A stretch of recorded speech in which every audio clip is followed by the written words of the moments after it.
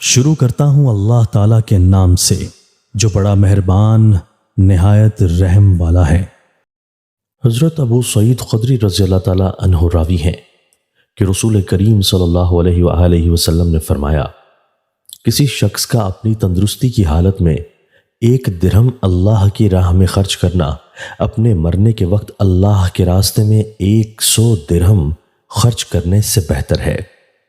تشریح: مطلب یہ ہے کہ صحت و تندرستی کی حالت میں اپنا مال کم تعداد میں اور کم مقدار میں بھی اللہ کی راہ میں خرچ کرنا مرتے وقت بہت زیادہ مال خرچ کرنے سے بہتر ہے اور اس کے مقابلے میں بہت زیادہ ثواب کا باعث ہے۔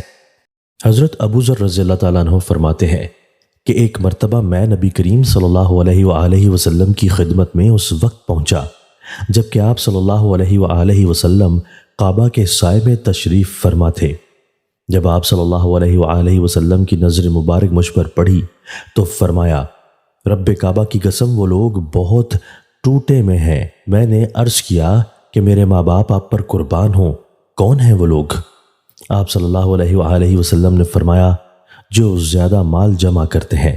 ہاں، وہ لوگ مستثنیٰ ہیں جو اپنے ارد گرد اور اس طرف یعنی اپنے آگے اپنے پیچھے اپنے دائیں اپنے بائیں غرض یہ کہ ہر طرح اور ہر جگہ اللہ کی خوشنودی کی خاطر اپنا مال خرچ کرتے رہتے ہیں، مگر ایسے لوگ کم ہی ہیں۔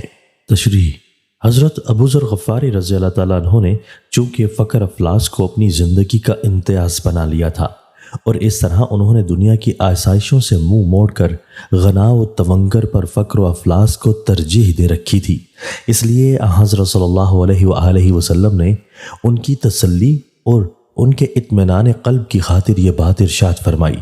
گویا اس ارشاد گرامی میں دنیا سے بے رغبتی اور فقر کی فضیلت کی طرف اشارہ ہے۔ دوستو، اللہ تعالی ہمیں ان احادیث مبارکہ پر عمل کرنے اور اپنی زندگیوں کو سنوارنے کی توفیق عطا فرمائے۔